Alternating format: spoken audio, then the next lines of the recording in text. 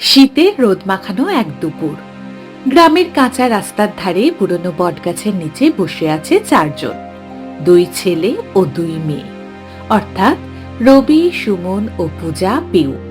চারজনের হাতেই রয়েছে কাগজে মোড়া পেয়ারা। সেই পেয়ারায় রয়েছে লঙ্কা, নুন, সর্ষে তেল মাখা।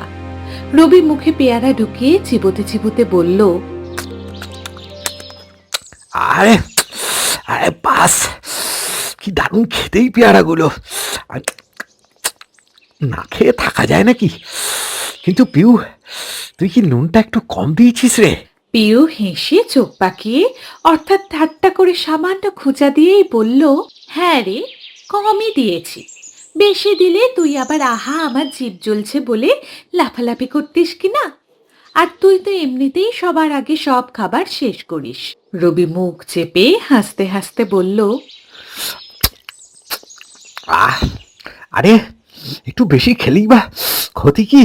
সুমন হেসে বলল, রবি, আগে খাওয়া শেষ কর, পরে অভিযোগ করিস। খেতে খেতেই পূজা হঠাৎ বলল, শোন না, কাল শীতের ছুটির শেষ দিন, তারপর আবার পাঠশালা খুলে যাবে। এই কদিন এত শীত পড়েছিল যে কিছু করাই হয়ে ওঠেনি। এখন শীতটাও বেশ কমে গেছে। কাল মানে ছুটির শেষ দিনটাও কি আমরা এইভাবেই কাটাবো? মানে কি করব আমরা? আমরা কোথাও পিকনিক করব না? তিনজন একসঙ্গে বলে উঠল, পিকনিক? রবি উত্তেজিত হয়ে বলল, কালই রবিবার, একদম সঠিক দিন, কিন্তু কোথায় করবো পিকনিক? সুমন বলল, আচ্ছা, দিঘির ধারে যদি হয়? পিউ বলল, ওখানে জায়গা কম। পূজা বলল, খেজুর বাগানে গেলে কেমন হয়? রবি সঙ্গে সঙ্গে বলল, না না, ওখানে গেলে সবাই খেজুর রস খেতে ব্যস্ত থাকবি, তখন ভাত তরকারির দিকে ঠিক মতো নজর থাকবে না। শেষে দেখবো আমার খাবারের ভাগটাই কম পড়ে গেছে।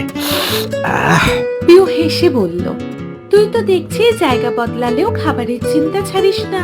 তর্ক বাড়তে থাকে। ঠিক তখন পাশে রোদ পোহাতে বসে থাকা এক বৃদ্ধ চাষি বললেন, এই যে খোকা খুকিরা, এত ঝগড়া কিসের? পূজা বলল, দেখো না কাকা, একটা বড় সমস্যায় পড়েছি আমরা। তা কি সমস্যা হয়েছে শুনি একবার। কাকা, আমরা কাল পিকনিক করব ঠিক করেছি, কিন্তু সঠিক জায়গা ঠিক হচ্ছে না। বৃদ্ধ কাকা লাঠিতে ভর দিয়ে বললেন, তোমরা ওই গ্রামের পাশে তাল বাগানে যাও, পাশে নদী বইছে, জলও পাবে, খোলা জায়গা আর ছায়াও আছে। হ্যাঁ, তোমরা সেখানে আনন্দের সাথে রান্না করে খেলাধুলাও করতে পারবে। রবির চোখ চকচক করে উঠল। সে বলল, নদী আছে মানে রান্নার জল আনতে কষ্ট নেই। সুমন বলল, ঠিক আছে, তাহলে কাল তাল বাগানই ঠিক হলো তবে।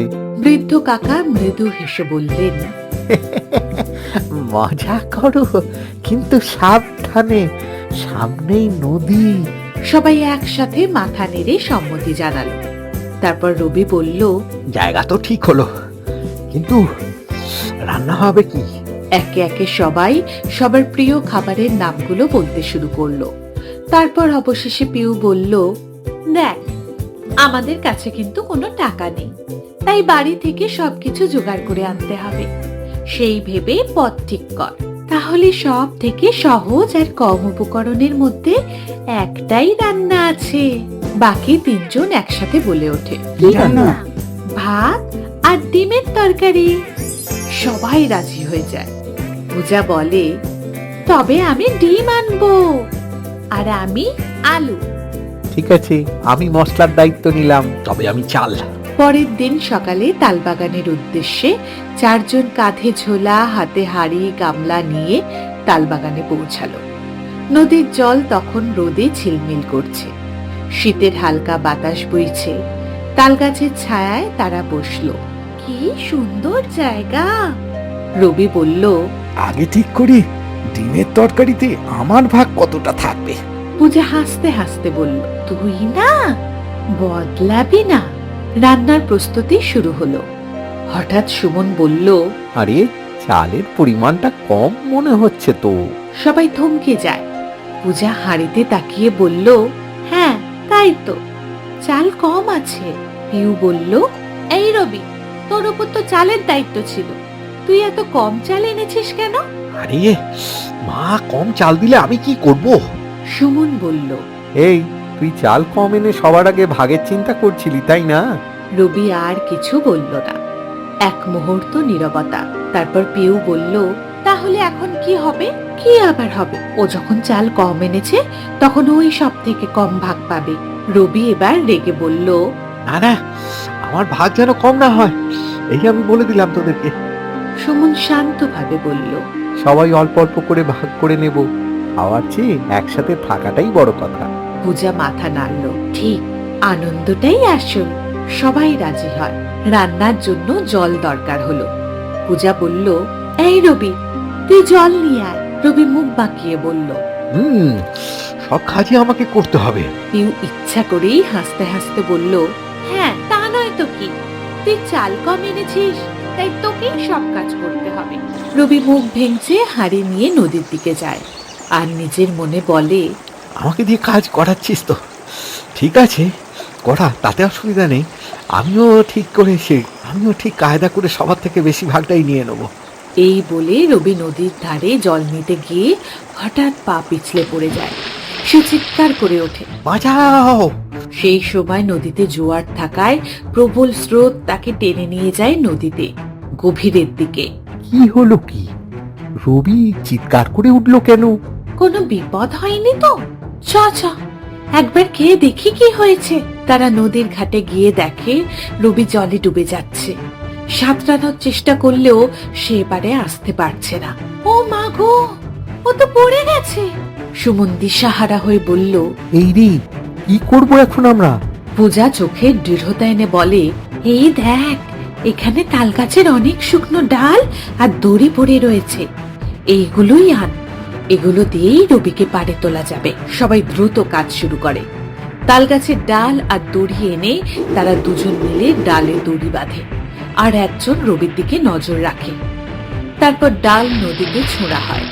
রবি সেই ডাল ধরলে সবাই মিলে দড়ি টানে। পরিশেষে কষ্ট করে রবি নদীর পাড়ে ওঠে। নদীর পাড়ে উঠে রবি ভিজে অবস্থায় কাঁপতে কাঁপতে বসে পড়ে। তার চোখে জল। সে বলে, আমি স্বার্থপরের মতন সবসময় শুধু নিজের কথাই ভেবেছি। আজ তোরা না থাকলে। পিউ বলল, দূর পাগল, কাঁদিস না।